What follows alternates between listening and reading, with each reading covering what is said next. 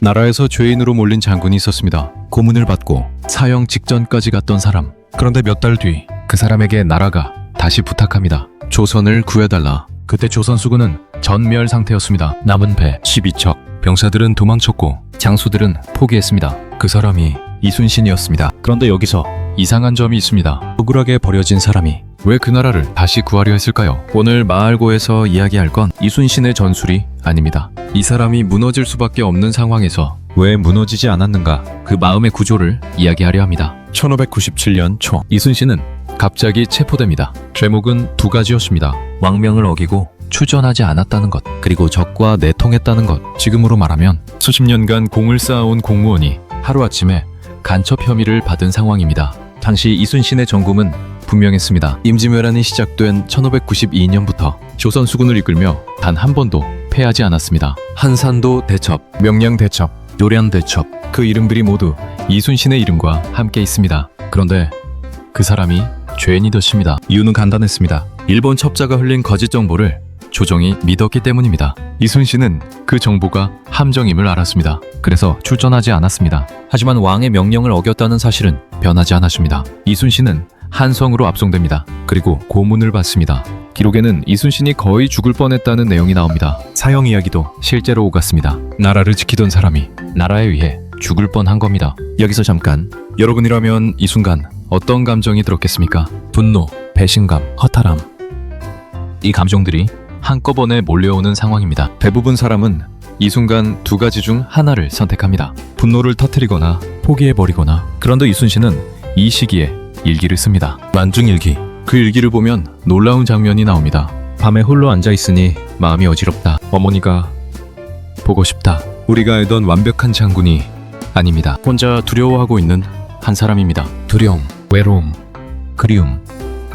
그 감정이 일기 속에 그대로 남아있습니다. 이게 이 채널이 이순신을 이야기하는 이유입니다. 강한 사람은 두려움이 없는 사람이 아닙니다. 두려움 속에서도 일기를 쓰는 사람입니다. 결국 이순신은 살아남았지만 장군에서 병사로 강등됩니다. 백의종군, 계급장을 모두 떼고 아무 권한도 없이 전쟁터를 따라다니는 신분입니다. 지금으로 말하면 20년 경력의 대표가 하루아침에 인턴이 된 상황입니다. 아무에게도 명령을 할 수가 없습니다. 아무것도 결정할 수 없습니다. 그냥 따라가는 것밖에 할 수 없습니다. 심리학 연구에서는 이런 상황을 이렇게 설명합니다. 통제권을 잃은 인간은 무력감과 분노 사이에서 흔들린다. 대부분 사람은 이 두 가지 중 하나에 빠집니다. 아무것도 하기 싫어지거나 모든 것에 분노하거나. 그런데 이순신은 다른 선택을 합니다. 백의종군 중에도 일기를 씁니다. 전쟁 상황을 기록합니다. 자기가 볼 수 있는 것을 봅니다. 이게 심리학에서 말하는 통제 가능한 것에 집중하는 능력입니다. 억울한 상황에서 에너지를 어디에 쓰느냐,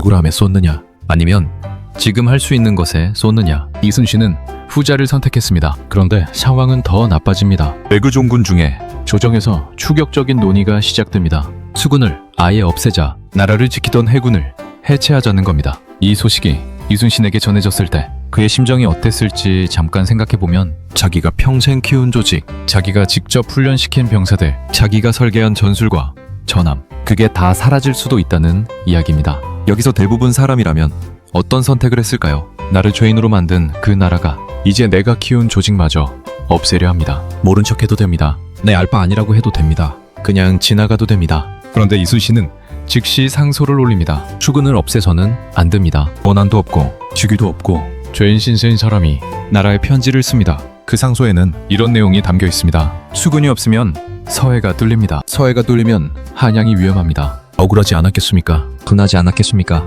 그런데 이순신은 그 감정보다 나라의 안위를 먼저 생각했습니다. 왜 그랬을까요? 그 이유는 조금 뒤에 나옵니다. 1597년 여름, 칠천양 해전. 조선 수군 주력 함대가 하룻밤 만에 전멸합니다. 원균이 이끌던 함배, 이순신이 7년 동안 피땀 흘려 키운 그 전력이 만 하룻밤에 사라졌습니다. 현장은 처참했습니다. 불타는 판옥선, 바다 위에 떠다니는 병사들. 살아남은 자들은 바다를 헤엄쳐 도망쳤습니다. 조선 수군은 사실상 존재하지 않게 됐습니다. 그런데 이상한 일이 벌어집니다. 조정이 다시 이순신을 부릅니다. 자기들이 죄인으로 만든 그 사람을, 자기들이 고문했던 그 사람을. 그런데 조정에서는 이런 말까지 나옵니다. 조군은 이미 끝났다. 차라리 육군으로 싸우자. 이순신이 그토록 막으려 했던 일이 결국 벌어진 겁니다. 이 소식이 이순신에게 전해졌을 때 그는 백의종군 중이었습니다. 아무런 권한도 없이 그 소식을 듣고 있어야 했습니다. 억울함, 허탈함, 그리고 깊은 슬픔, 이 감정들이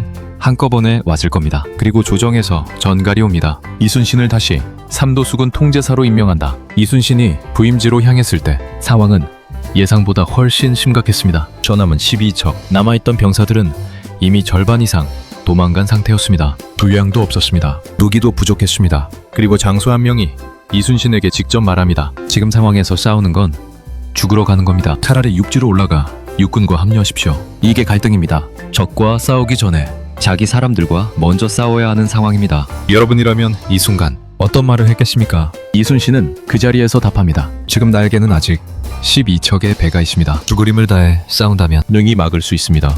이 말이 유명한 이유는 12라는 숫자 때문이 아닙니다. 이 말에는 한 가지 마음이 담겨 있습니다. 내가 할 수 있는 것을 하겠다. 포기의 반대말은 용기가 아닙니다. 포기의 반대말은 책임입니다. 그런데 이 말을 하고 난 뒤 굴과 이순신에게는 하룻밤만이 남아 있었습니다. 그날 밤 이순신은 거의 혼자였습니다. 장수들은 싸우지 말자고 했고 병사들은 겁에 질려 있었습니다. 배는 12척, 적은 수백 척, 그리고 그 전제는 조선의 마지막 바다였습니다. 만약 명량에서 지면 서해가 열립니다. 서해가 열리면 한양까지 길이 뚫립니다. 그 무게를 이순신 혼자 짊어지고 있었습니다. 기록에는 이런 말이 남아 있습니다. 밤새 잠을 이루지 못했다. 두려웠던 겁니다. 억울함도 있었을 겁니다. 외로움도 있었을 겁니다. 자신을 믿어주는 사람이 없는 밤, 도와주겠다고 나서는 사람이 없는 밤, 그날 밤 이순신이 어떤 마음이었을지 상상하기 어렵지 않습니다. 그런데 아침이 됐습니다. 이순신은 일어났습니다. 1597년 9월 16일 명량해전,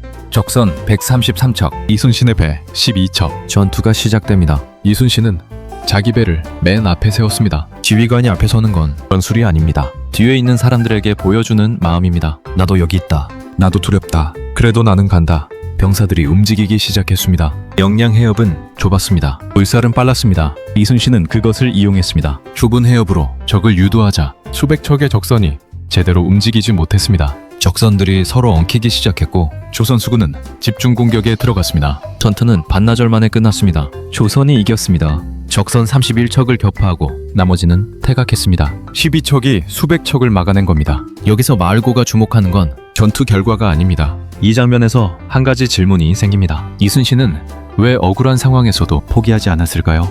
분노하거나 사라지는 게 당연한 상황이었습니다. 나를 죄인으로 만든 나라, 나를 고문한 나라, 나를 버린 나라, 그 나라를 위해 왜 다시 싸웠을까요? 심리학에서는 이런 사람을 설명할 때 한 가지 개념을 씁니다. 내적 동기, 외부의 인정이나 보상이 아니라 자기 안의 기준으로 움직이는 힘입니다. 이순신은 나라가 알아주기 때문에 싸운 게 아니었습니다. 왕이 인정해줘서 싸운 것도 아닙니다. 자기가 해야 할 일이라고 생각했기 때문에 싸운 겁니다. 아까 질문했던 것 기억하시나요? 억울하게 버려진 사람이 왜 그 나라를 다시 구하려 했는가? 이게 그 답입니다. 이순신은 나라를 위해 싸운 게 아니라 자기 자신을 위해 싸운 겁니다. 자기가 옳다고 믿는 것을 하는 것, 자기가 할 수 있는 것을 다 하는 것, 그게 이순신이 선택한 마음이었습니다. 심리학에서는 이것을 감정 조절력이라고도 합니다. 감정을 없애는 능력이 아닙니다. 억울하고 두렵고 외로운 감정이 있는 채로 자기가 해야 할 것을 선택하는 능력입니다. 이순신은 억울했습니다. 두려웠습니다. 외로웠습니다. 그 감정이 없어서 버틴 게 아닙니다. 그 감정을 다 느끼면서도 자기 마음을 놓지 않았습니다. 우리 삶도 그렇습니다. 직장에서 억울한 일을 당했을 때, 열심히 했는데 아무도 알아주지 않을 때, 믿었던 사람이 등을 돌렸을 때, 버텼는데 결과가 없을 때, 사람이 무너지는 순간은 실패할 때가 아닙니다. 억울한 감정을 주체 못할 때입니다. 그 억울함이 분노가 되고 분노가 포기가 됩니다. 이순신이 달랐던 건 딱 하나였습니다. 억울함을 느끼면서도 수군 해체를 막으러 상소를 올렸습니다. 두려움을 느끼면서도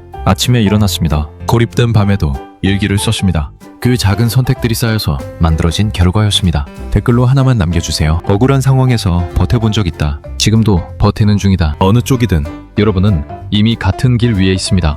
명량에서 이순신이 이긴 것은 133척의 배가 아니었습니다. 자기 마음이었습니다. 이순신은 영웅이 아니었습니다. 억울하고 외롭고 두려운 한 사람이었습니다. 다만 그 감정 앞에서 자기 마음을 놓지 않았습니다. 지금 이 영상을 보는 분들 중에도 비슷한 밤을 보내고 있는 사람이 있을 겁니다. 억울하고 외롭고 두려운 밤, 이순신도 그 밤을 지나 명량에 섰습니다. 그리고 지금 어쩌면 여러분도 비슷한 밤을 지나고 있을지 모릅니다. 이상마 알고였습니다.